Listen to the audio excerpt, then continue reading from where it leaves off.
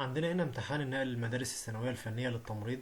هنا بيقول لي هنا ايه، اختر الإجابة الصحيحة من بين الإجابات المعطاة. أول حاجة بيقول لي أبسط صورة سالب 9 على 15. أنا لما يكون عندي هنا سالب 9 على 15 عايزها في أبسط صورة. سيب السالب ده زي ما هو كده. التسعة حصل ضربها التلاتة في تلاتة، والخمستاشر التلاتة في خمسة. اختصر على طول، التلاتة تروح مع التلاتة، يبقى تفضل هنا السالب فوق والتلاتة كمان معاه والخمسة تحت. يبقى ده في أبسط صورة، يبقى الإجابة رقم د. أما يجي يقول لي هنا أنت عندك هنا جذر ال27 ده رقم اتنين. جذر ال27 الأكبر ولا اتنين جذر تلاتة؟ خلي بالك بقى. احنا هنسيب الجذر زي ما هو. ال27 ده حصل ضربها التسعة ضرب تلاتة. طيب والجذر بيتوزع على الضرب، يعني جذر التسعة اهوت في جذر تلاتة. جذر التسعة، جذر التربيع للتسعة بتلاتة في جذر تلاتة، اللي هو بتلاتة جذر تلاتة. يبقى الجذر ال27 ديت اللي هي تلاتة جذر تلاتة. أنا شايف هنا إن التلاتة أكبر من الاتنين. تلاتة أكبر من اتنين جذر تلاتة. يبقى الإجابة هنا هتبقى رقم ألف. طب بيقول لي هنا مجموعة الصاد المعادلة 2 س زائد الواحد بتساوي واحد. طيب واحدة واحدة كده. أنا عندي هنا دلوقتي إيه؟ عندي هنا 2 س زائد الواحد بتساوي واحد. هودي الواحد الجهة التانية، يبقى الاتنين س بتساوي واحد ناقص الواحد. يبقى الاتنين س بتساوي صفر. هنقسم على الاتنين في كلا الطرفين، الاتنين تروح مع الاتنين، يبقى الس بتساوي صفر على الاتنين بتساوي صفر. يبقى مجموعة الحل في ط اللي هو الصفر بس، اللي هو ب. طب بيقول لي هنا القياس الستيني للزاوية 2 ط على 3. القياس الستيني بيجي ازاي؟ أول حاجة أنا قلت تقوم قايل له أنت عندك هنا الستين اللي هي السين درجة بتساوي اله دائري في ال180 على الط. ط أو ب، يعني اله دائري هنا مديلك باتنين ط على التلاتة في ال180 على الط.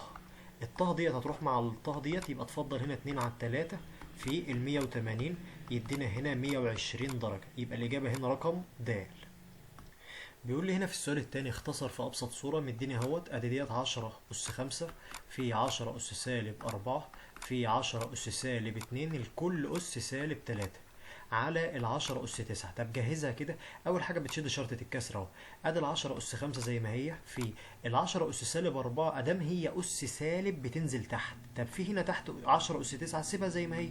في العشرة أس سالب 4 بتنزل تحت 10 أس 4، يعني السالب ده بينزل تحت في المقام بس الأس بيبقى موجب. العشرة ده هنسيبها زي ما هي. سالب اتنين في سالب تلاتة، سالب في سالب بموجب، اتنين في تلاتة تطلع بستة. طب يبقى بتساوي. عندي هنا الأساسات متشابهة، يبقى آخد العشرة واحدة منهم وأجمع الأسس عشان ما بينهم ضرب. خمسة وستة يدينا 11. وهنا برضو نفس الكلام، هناخد واحدة منهم اللي هي الأساسات ونجمع الأسس. تسعة وأربعة يدينا كام؟ يدينا 13. طيب يبقى انا عندي هنا الاساسات متشابهه اللي هي العشرة، لكن ما بينهم اسمه، يبقى نطرح اللي هي 11 ناقص ال 13. بنطرح الاسس، يبقى 10 اس سالب 2. وقلنا ما بنشتغلش على الاس السالب، يبقى ده مقامها واحد ونشقلبه، يبقى واحد على 10 اس 2 اللي هي بتساوي واحد على المية. يبقى لأبسط صورة هتبقى بواحد على المية. طب نيجي بيقول لي هنا صفر النمط ثم اكمل بنفس الايه التسلسل. مديني هنا رقم واحد وتلاتة ومديني هنا تسعة وسبعة وعشرين ونقط ونقط. طيب انا شايف هنا ان الواحد راحت للتلاتة، يبقى اتضربت في تلاتة. التلاتة لما راحت للتسعة اتضربت في تلاتة. التسعة لما راحت لل27 اتضربت في تلاتة. يبقى احنا لو عايزين الرقم اللي في النقط بنضرب الرقم اللي في قبله في تلاتة. يبقى التلاتة في 27 ب81، تلاتة في 81 ب 243. هنا بيقول لي هنا في السؤال الثالث إذا كان عندك هنا زوج مرتب أهو تلاتة وواحد ناقص الصاد. التلاتة دي الواحدة وواحد ناقص الصاد الواحدة بتساوي تلاتة س وخمسة. عايز قيمة السين والصاد. بص كده، المسقط الأول فيه تلاتة والمسقط الأول فيه تلاتة س وما بينهم يساوي، يبقى أنت عندك هنا تلاتة بتساوي تلاتة س. وكمان بقى في عندك المسقط التاني اللي هو واحد ناقص الصاد بيساوي المسقط التاني اللي هو الخمسة. هنا هتطلع منها قيمة السين وهنا هتطلع قيمة منها الصاد. هنقسم هنا في الطرفين دول على التلاتة. اشمعنى؟ عشان التلاتة مضروبة في السين، يبقى التلاتة دي هتروح مع التلاتة، يبقى تفضل قيمة السين اللي احنا عايزينها. تلاتة على التلاتة فيها الواحد، يبقى قيمة السين هنا بواحد. نيجي بقى هنا الواحد هنا بتروح بعكس الإشارة، يعني معنى ذلك الصاد هنا إشارتها بالسالب تنزل زي ما هي. والخمسة اهي الواحد هنا بالموجب بتروح هناك بالسالب واحد. يبقى السالب صاد بتساوي خمسة ناقص الواحد اللي هي بتساوي أربعة. طيب بنضرب هنا في سالب واحد ونضرب هنا في سالب واحد عشان السالب الصاد السالب اللي مع الصاد يروح. سالب واحد مع السالب يروح، يبقى تفضل هنا الصاد بتساوي أربعة في سالب واحد بسالب أربعة. يبقى قيمة الصاد هنا بإيه؟ بسالب أربعة، وقيمة السين هنا بواحد. طب بقول لي هنا حل المتباينة. مديني هنا تلاتة س ناقص العشرة أقل من السالب 15 حيث السين ينتمي للنوم.